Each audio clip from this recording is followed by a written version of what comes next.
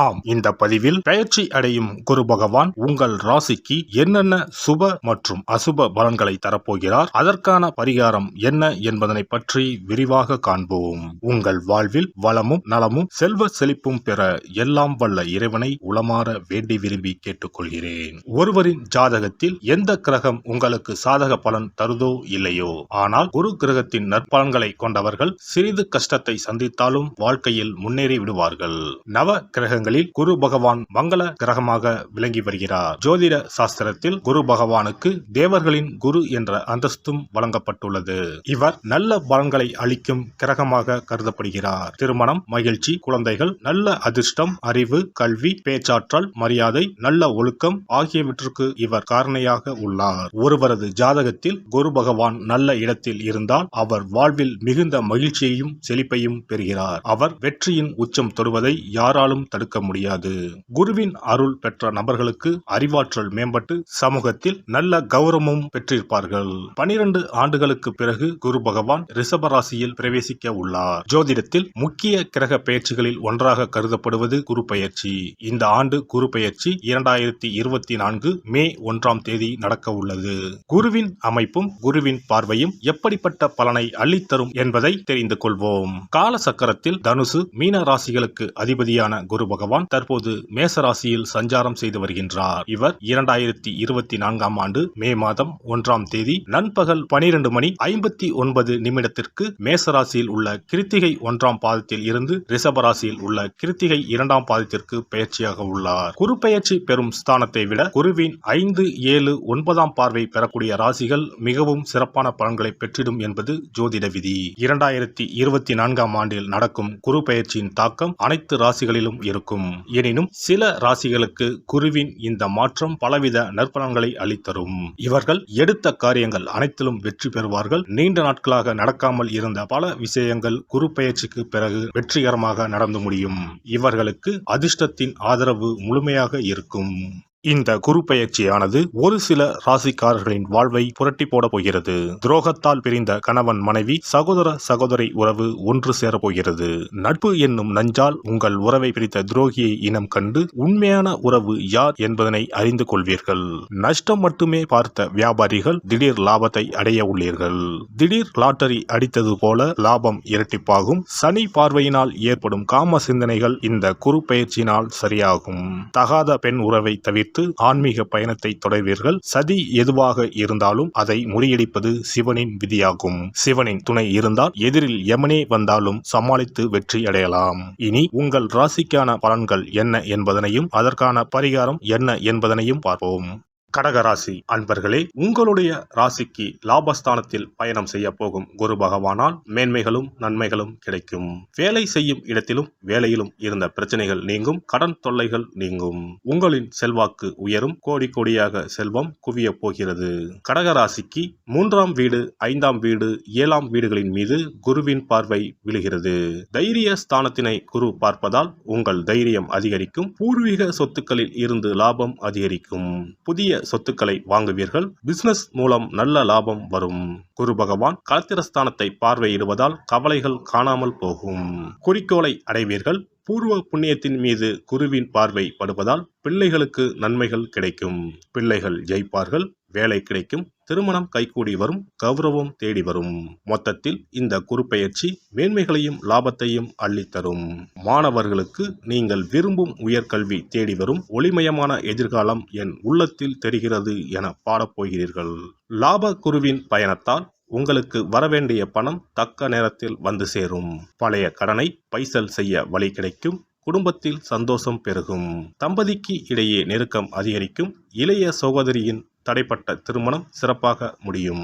11ஆம் வீட்டில் குரு பயணம் செய்வதால் மூத்த சகோதரர் உற்ற துணையாக இருப்பார். ஷேர் மார்க்கெட் முதலீடுகள் மூலம் பணம் வரும். உங்களின் 3ஆம் வீட்டை குரு பார்ப்பதால் இளைய சகோதர வகையில் இருந்த கசப்பு உணர்வு நீங்கும். உங்கள் ராசிக்கு 5ஆம் வீட்டினை குரு பார்ப்பதால் சிலருக்கு குழந்தை பாக்கியம் கிடைக்கும். பிள்ளைகளின் திருமணத்தை சிறப்பாக முடிப்பீர்கள். பூர்வீக சொத்து பிரச்சனைக்கு நல்ல தீர்வு கிடைக்கும். வெகு நாட்களாக செல்ல நினைத்த புண்ணிய ஸ்தலங்களுக்கு சென்று வருவீர்கள். அரசியல்வாதிகள் இழந்த செல்வாக்கை மீண்டும் பெறுவர். தலைமை உங்களை நம்பி முக்கிய பொறுப்புகளை ஒப்படைக்கும். கார்த்திகை நட்சத்திரத்தில் குரு பயணம் செய்யும் காலத்தில் திடீர் பண வருமானம் வரும். அரசு வேலைக்காக தேர்வு எழுதியிருப்பவர்களுக்கு நல்ல ரிசல்ட் கிடைக்கும். அரசு வேலை கிடைக்கும். ரோகிணி நட்சத்திரத்தில் குரு பயணம் செய்யும் காலத்தில் வருமானம் அதிகரிக்கும். வெளிநாடு வேலை கிடைக்கும். பல வழிகளிலும் வருமானம் வரும். குரு பகவான் வக்கரமடையும் காலங்களில் கவனம் தேவை. தொழில் வியாபாரத்தில் பல வழிகளிலும் லாபம் அதிகரிக்கும். வேலையில் இருப்பவர்களுக்கு ஆண்டு இறுதியில் சம்பள உயர்வும் பதவி உயர்வும் கிடைக்கும். வேலைப்பளு குறையும். தலைமை பொறுப்பு தேடி வரும். கம்ப்யூட்டர் துறையில் வேலை செய்பவர்களுக்கு வெளிநாட்டு நிறுவனங்களில் இருந்து அதிக சம்பளத்துடன் கூடிய வேலைவாய்ப்பு தேடி வரும். பெண்களுக்கு கடன் தொடர்பான பிரச்சனைகள் தீரும். பணவரத்து கூடும். மனக்குழப்பம் நீங்கி உடல் ஆரோக்கியம் உண்டாகும். அரசியல்வாதிகள் மக்களின் ஆதரவை பெற அவர்களின் தேவை அறிந்து செயல்படுவது உத்தமம். அமைச்சர்களின் கெடுபிடிகள் அதிகரிப்பதால் கட்சி மாறக்கூடிய சூழ்நிலைகள் உண்டாகும். உடன் இருப்பவர்கள் ஒத்துழைப்புடன் செயல்படுவார்கள். எந்த ஒரு காரியத்திலும் வெற்றி கிட்டும். கலைத்துறையினர் எதிர்பார்க்கும் வாய்ப்புகள் தடையின்றி கிடைக்கும். வரவேண்டிய தொகைகளும் எதிர்பார்த்தபடி வந்து சேரும். வெளிநாடுகளுக்கு செல்லக்கூடிய வாய்ப்புகளும் அதன் மூலம் அனுகூலமான பலன்களும் உண்டாகும். மாணவர்களுக்கு கல்வி தொடர்பான விஷயங்களில் சாதகமான நிலை காணப்படும். திறமையாக செயல்பட்டு பாராட்டுகளை பெறுவீர்கள். புனர்பூச நட்சத்திரம். இந்த குரு பெயர்ச்சியால் குடும்பத்தில் ஒருவரை ஒருவர் அனுசரித்து பேசுவது நல்லது. எதிர்பாராத செலவுகள் உண்டாகலாம். திட்டமிட்டு செயல்படுவது நல்லது. பேச்சு திறமையால் காரியங்களை எளிதாக செய்து முடிப்பீர்கள். அதில் வெற்றியும் காண்பீர்கள். சின்ன விஷயங்கள் கூட மன நிறைவு தரும்படி நடக்கும். பூசம் நட்சத்திரம். இந்த குரு பெயர்ச்சியால் எதையும் செய்து முடிக்கும் துணிச்சல் அதிகரிக்கும். எதிலும் வெற்றியும் சந்தோஷத்தையும் தரும். பண வருவது அதிகரிக்கும். எதிர்ப்புகள் அகலும். நீண்ட நாட்களாக இருந்து வந்த பிரச்சனைகளில் தீர்வு கிடைக்கும்.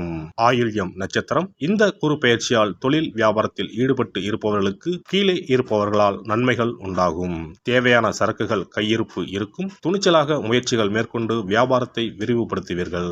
உத்தியோகத்தில் இருப்பவர்கள் முன்னேற்றம் காண்பார்கள். மேல் அதிகாரிகளால் நன்மைகள் ஏற்படும்.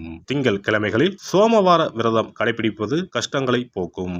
குரு பெயர்ச்சி சிறப்பு பரிகாரம். ஜாதகத்தில் குரு நல்ல இடத்தில் இல்லாமல் இருந்தாலோ கோசார ரீதியாக கொடூரமானவராக இருந்தாலோ குரு தோஷம் நீங்க பரிகாரம் செய்ய வேண்டும். தீய பலன்கள் குறையவும் நல்ல பலன்கள் அளவுக்கு அதிகமாக நடைபெறவும் குரு பகவானுக்கு செய்யும் பரிகார முறைகள் உதவும். வியாழக்கிழமை தோறும் தட்சிணாமூர்த்தி வழிபாடு செய்வது சிறப்பான பலன்களை கொடுக்கும். வியாழன் அன்று குரு ஓரையில் நல்ல நேரத்தில் குருவிற்கு உரிய கோலத்தை வடகிழக்கு திசையில் கோலமிட்டு அதன் மேல் முல்லை மலர்கள் பரப்பி குரு எந்திரத்தை வைத்து அதற்கு முல்லை மலர் சூட்டி சந்தன பொட்டிட்டு பொன்னிற தட்டில் கொண்டை கடலை வைத்து தூப தீபம் காட்டி குரு காயத்ரி மந்திரத்தை 108 முறை மன ஒருமையுடன் கூறினால் குருவால் ஏற்பட்ட தீய பலன்கள் விலகும். நல்ல பலன்கள் மேலும் மேலும் அதிகரிக்கும். வியாழக்கிழமை அன்று வீட்டில் நெய் தீபம் ஏற்றி வழிபடுதல். குருவுக்கு உரிய வஸ்திரம் தானியம் கொண்டு வழிபடுதல் நல்லது. வியாழன் அன்று குரு பகவானுக்கு சிறப்பு அபிஷேகம் செய்து மஞ்சள் நிற ஆடை அணிவித்து புஷ்பராகம் வெண் முல்லை மலர்களால் அலங்கரித்து குருவுக்கு உரிய மூல மந்திரத்தினை ஓதி வணங்கி வர குரு கிரக தோஷம் நீங்கும். மஞ்சள் நிற ஆடையை உடுத்துவது, புஷ்பராக மணியை அணிவது, மஞ்சள் நிற ஆடை, கடலை, தானியம் ஆகியவற்றை தானம் செய்வது, வியாழக்கிழமைகளில் விரதங்களை மேற்கொள்வது ஆகியவற்றால் குருதோஷ பரிகாரங்களை செய்யலாம். உங்களால் முடிந்த அளவிற்கு ஏழை எளியோருக்கு தானம் தர்மம் செய்தால் வாழ்க்கையில் அமைதி கிடைக்கும். தினந்தோறும் அல்லது வாரத்தில் ஒரு முறையாவது பசுமாட்டிற்கு அகத்திக்கீரை, அருகம்புல், வாழைப்பழம் போன்றவற்றை உணவாக கொடுத்து வருவது ஜாதகத்தில் இருக்கின்ற குரு பகவானின் நிலையை மிக விரைவில் வலிமைப்படுத்தக்கூடிய ஒரு சிறப்பு பரிகாரமாக கூறப்படுகிறது.